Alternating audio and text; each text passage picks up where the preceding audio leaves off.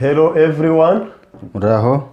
Now we are going to share the word of God. Tugiye gusangira ijambo ry'Imana. So we shall open our Bibles in the book of Matthew chapter 22. Reka dusome Bibiliya mu gitabo cya Matayo ibice 22. So it is the parable, one of the parables of Jesus. Ni umwe mu migani ya Yesu. Here Bible says, and Jesus answered and spoke to them again by parables and said, Yesu yongera kuvugana nabo bacira imigani ati, the kingdom of heaven is like a certain king who arranged a wedding for his son. ubwami bwo mu ijuru bugereranywa n'umwami wacyujije ubukwe bw'umwana we arongora. And he sent out his servants to call those who were invited to the wedding, and they were not willing to come. Atuma abagaragu be guhamagara abatorewe gutaha ubukwe banga kuza. Verse 4, again he sent out other servants, saying, tell those who are invited, see, I have prepared my dinner, my oxen and fatted cattle are killed, and all things are ready, come to the wedding. Arongera atuma abandi bagaraga ati, mubwire abatorewe muti, dore niteguye amazimano, amapfizi yanjye y'inka n'inka zibyibushye babibaze, byose byiteguwe muze mu bukwe. Verse 5, but they made light of it and went their ways on to his own farm, another to his business. Maze abo ntibabyitaho barigendera, umwe ajya mu gikingi cye undi ajya mu rutundo rwe. And then verse 6 says, and the rest seized his servants, treated them spitefully, and killed them. Abasigaye bafata abagaragu be barabashinyagurira barabica. And then verse 7 says, but when the king heard about it, he was furious, and he sent out his armies, destroyed those murderers, and burned up their city. Maze umwami ararakara agaba ingabo ze arimbura abo bicanyi atwika umudugudu wabo. And then verse 8 says, then he said to his servants, the wedding is ready, but those who were invited were not worthy. Maze abwira abagaragu bati, ubukwe bwiteguwe ariko abari babutorewe ntibari babukwiriye. Therefore go into the highways, and as many as you find, invite to the wedding. Nuko mujye mu nzira nyabagendwa, aho muri bubone bose muhamagare baze bataha ubukwe. So I can stop by here, then I will read all the verses in the middle of session. Reka tusoreze ahangaha turasoma indi mirongo. So people actually go to the churches. Abantu bajya mu nsengero gusenga. Actually they do not joke. They go there with all of their heart. Ntabwo baba bari gukina urwenya, ahubwo bajyayo n'imitima yabo yose. But unfortunately they spent a couple of years without having the assurance of being accepted by God. Gusa ikibazo usanga imyaka myinshi ibashirana nta cyizere baragira cy'uko bakwemerwa n'Imana. You know, God is holy and righteous. Murabizi Imana irera kandi irakiranuka. And the heaven is holy as well. Ijuru naryo nuko rirera. And then you know the meaning or the definition of eternal life means the life without death. Murabizi rero ko ubugingo buhoraho bisobanuye ubuzima butarimo urupfu. So to be accepted with God mean to be holy as God is holy. Kwemerwa n'Imana rero bivuze ko ari ukuba wera nk'uko nayo yera. And then to enter in the holy place, the kingdom of heaven, you need to have no sin. Kwinjira mu bwami bw'Imana rero hamwe hera bisaba ko nta cyaha uba ufite. So and that's why Jesus spoke to John Baptist, you do this, it is worthy for us to fulfill all righteousness. Impamvu Yesu yabwiye Yohana umubatiza ati, emera ubikore kuko ari byo bidukwiriye ngo dusohoze gukiranuka. Because Jesus knew that to be one with God, to go to the heaven, people need to be righteous and to have the righteousness. kuko Yesu yarabizi ko kugira ngo umuntu ajye mu ijuru emerwe n'Imana agomba kuba ari umukiranutsi afite gukiranuka kw'Imana. And then Jesus came to fulfill all the requirement for us to be accepted by God and to be inherit the kingdom of heaven. Rero Yesu yaje gukora byose byari bikenewe ngo twemerwe n'Imana turaga ubugingo buhoraho. And then that's why I've said the eternal life means life without death. Ko navuze rero ubugingo buhoraho ni ubuzima butabamo urupfu. And then this means the life without sin. Kandi ni ubuzima butabamo icyaha. Because sin equal death. Kwako nk'uko mubizi ibihembo by'icyaha ni urupfu. In the book of Genesis we can see where God spoke to Adam. This tree of knowledge of good and evil you shall not eat of it. Mu gitabo cy'itangiriro tubona Imana yabwiye Adamu iti iki giti cy'ubwenge bumenyekanisha icyiza n'ikibi ntuzakirye. Because the day you eat of it you shall surely die. Kuko umunsi wakiriho no gupfa uzapfa. So they didn't die physically, but the death means the separation of body and the spirit. Ntabwo bapfuye mu bifatika ariko mu buryo bw'umwuka habayeho gutandukana k'umwuka n'umubiri. So they had the spirit of God, but after committing sin, after went against the word of God, they left with the body only. Nubwo bari kumwe n'umwuka w'Imana ariko bamaze gucumura basigaye ari ab'umubiri gusa. And then they were afraid of God. Batangiye guhunga Imana. Because they had no connection with God. Kubera ko nta busabane n'Imana bari basigaranye. So that's why Bible in different books and chapters it says you come to me. Impamvu Bibiliya mu bice bitandukanye ivuga ngo mungarukire. So it says in Isaiah 44, so coming back this means once you were with God. Kugarukira Imana bivuze ko hari igihe twari kumwe nayo. So when we read in Isaiah 44, dusomye Yesaya 44, so the verse 22 says, murongo 22 ravuga ngo I have blotted out like a thick cloud your transgressions and like a cloud your sins. Return to me, for I have redeemed you. Ibicumuro bya nk'igicu cya rukokoma byabyo mbikeho nk'igicu ngarukira kuko nagucunguye. And then you see here this verse ends saying you come to me, I have redeemed you. Ngarukira kuko nagucunguye niko umurongo usoza uvuga. So this means once before sin entered, the human kind was with God. Bivuze ngo mbere yuko icyaha cyinjira mu muntu yari umwe n'Imana. And then God took the responsibility to cure or to take care of the issue of sin. Urabona rero ko Imana yahagurutse kugira ngo ibashe gukemura ikibazo cy'icyaha. And then here God is telling us you come to me, I have redeemed you already. Niyo mpamvu hano biri kuvuga ngo rero nimungarukire namaze kubacungura. So you see, for us to be one with God we need to be holy, righteous and with eternal life. Kugira ngo rero tugarukire Imana tubane nayo nuko tuba turabera abakiranutsi dufite ubugingo buhoraho. So God lives in eternal world. Imana iba mu buziraherezo. So to be one of God, of course, will not perish, will have everlasting life. Kubana n'Imana rero bivuze ko umuntu atarimbuka ahubwo azabona aba afite ubugingo buhoraho. And then to know the clear way, the true way to meet God exactly, we need the Bible. Kugira ngo rero ubashe kumenya inzira nyakuri bahuriramo n'Imana bisaba kuba ufite Bibiliya. That's why God used many different people to record His will, His word in the Bible.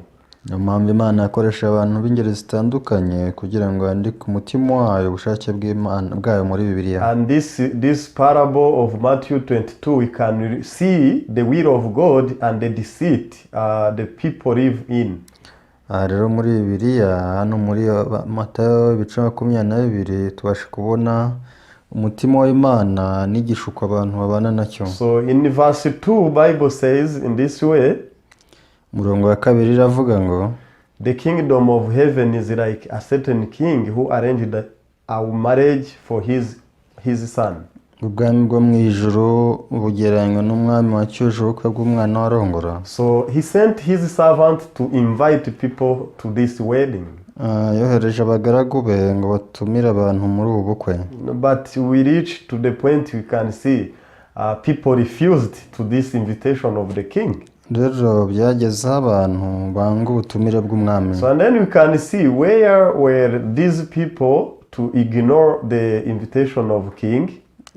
Ese ni hehe abantu banze ubutumire bw'umwami? So you can see one went to his own farm, the other to his business. You see they preferred theirs than the invitation of the king. Urabona bamwe bahisemo kujya mu bikingi byabo abandi mu rutundo rwabo, ibyo babirutisha ubutumire bw'umwami. And then later the king sent the other team of servants to tell people that do not prepare anything. Do not come with the support. So you need just to come as you are, because everything was already prepared. Nyuma rero umwami yaje gutuma abandi bagaragu ati rwose muze byose byiteguwe, amazimano ndafite rwose nta nkunga nkeneye, mwebwe muze mwizihirwe n'ibirori gusa. So even this time the Bible is telling people in this way, but they go their ways. No muri iki gihe rero biranukubwira abantu ariko abantu bahitamo inzira zabo. So here Bible is saying everything prepared. Hano biravuga ngo byose byiteguwe. In Ephesians Bible says not by anyone's works, but you were saved by grace through faith. Mu Efeso aratubwira ngo mwakijwe n'ubuntu kubwo kwizera si kubw'imirimo. In other books like in the Romans Bible says we are redeemed. We are justified freely by the works of Jesus. Mu Roma naho akatubwira ngo twakijwe n'ubuntu, dutsindishijwe n'ubuntu kubwo kwizera Yesu Kristo. Other verses say the salvation of God is free. Ibindi byanditswe bita agakiza k'Imana n'ubuntu. And by the love covers many sins. By the love our sins are covered, and the wages of sin was paid.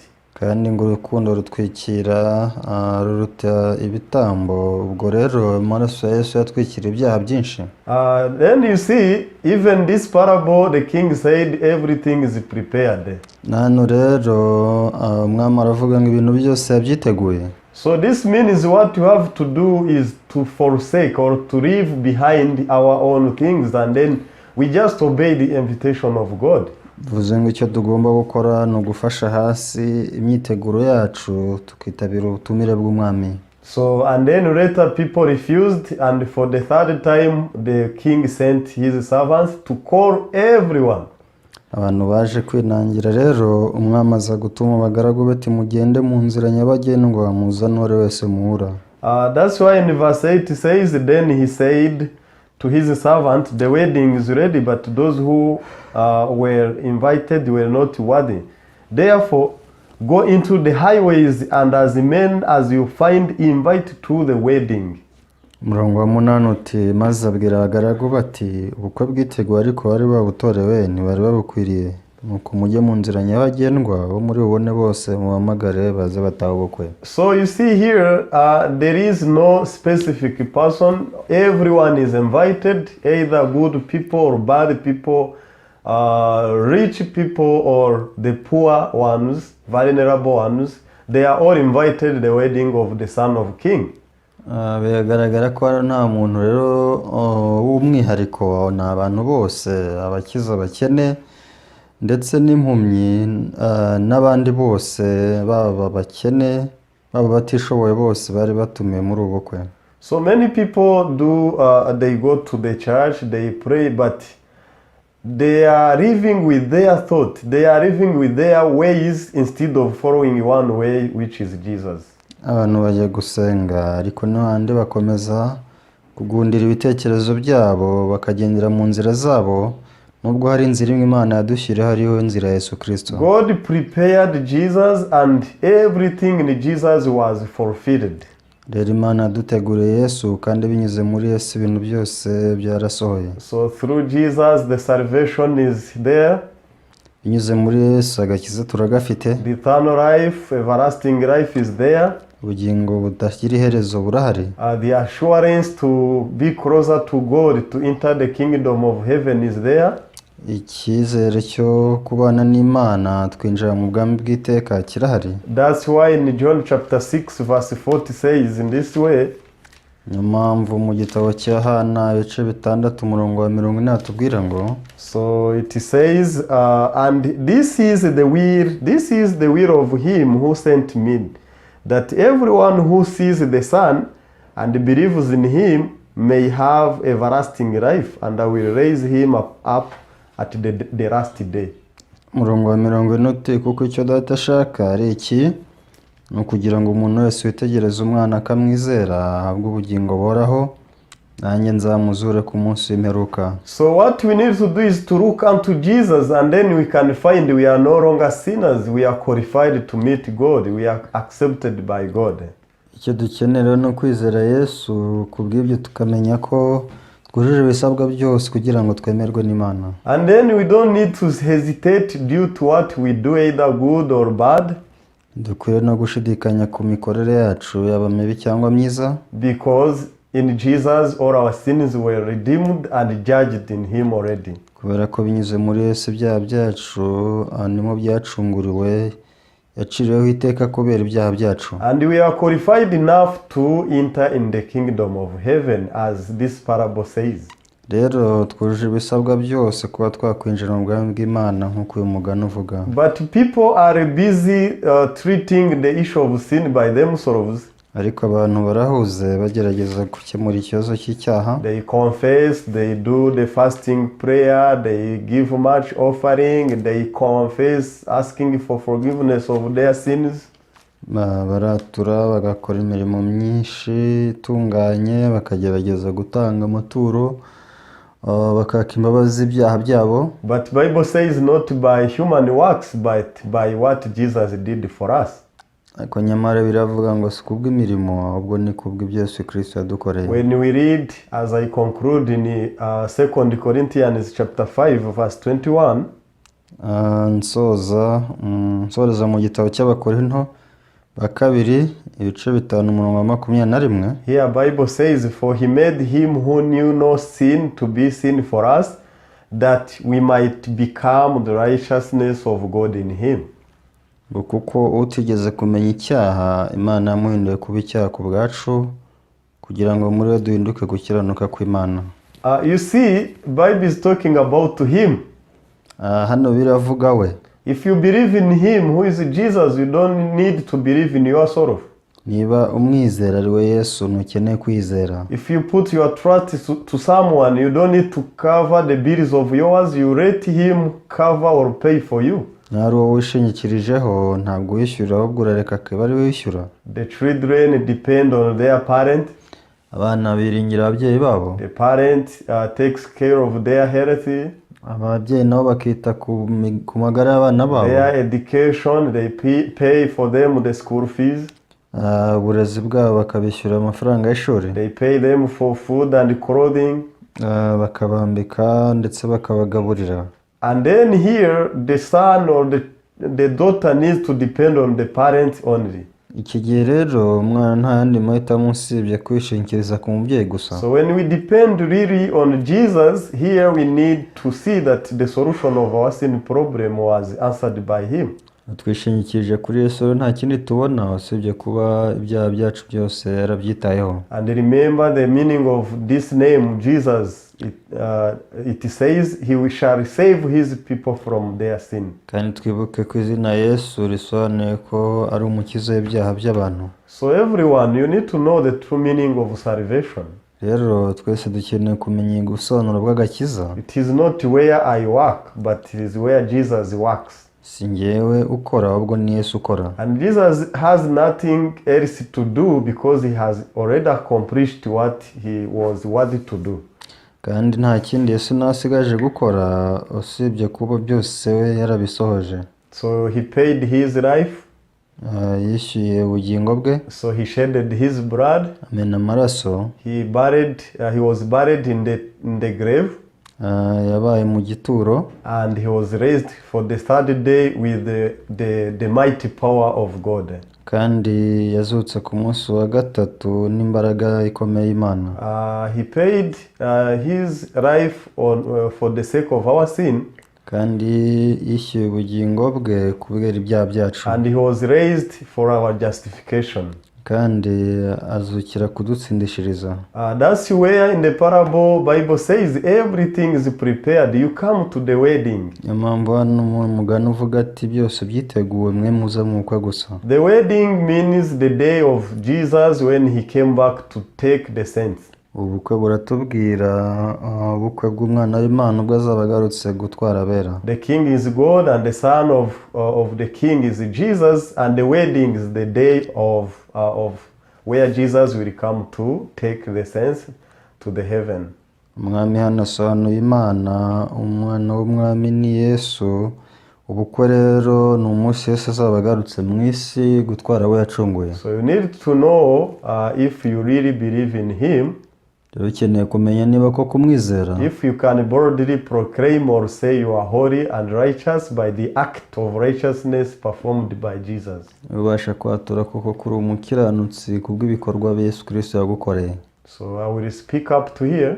Kansoreza hano. And I welcome you for the other session. Niringiye ko mwakurikira n'ikindi cyigisho gikurikira. Let me pray. Dusenge. Father God, we thank you for the act of righteousness performed by Jesus. Data turagushimiye kubw'igikorwa cyo gukiranuka Yesu yadukoreye. So now we are bold to be part of this wedding of the Son of King. Rero dushize amanga yo kuza mu bukwe bw'umwana w'umwami. So we had been struggling, busy with our works. Twagerageje gukora imirimo yacu. Later we came to know by only the works of Jesus we can be accepted. Nyuma tuza kumenya ko twakwemerwa gusa kubw'imirimo ya Yesu. May you bless the listeners and the viewers. Rero ubashe guhumugisha abakurikira. May you also strengthen us to keep preaching this good news. Kandi natwe duhe imbaraga dukomeze kuvuga inkuru nziza. I pray believing in the name of Jesus. Sinze nizeye mu izina rya Yesu. Amen. Amen. Thank you very much. Urakoze cyane.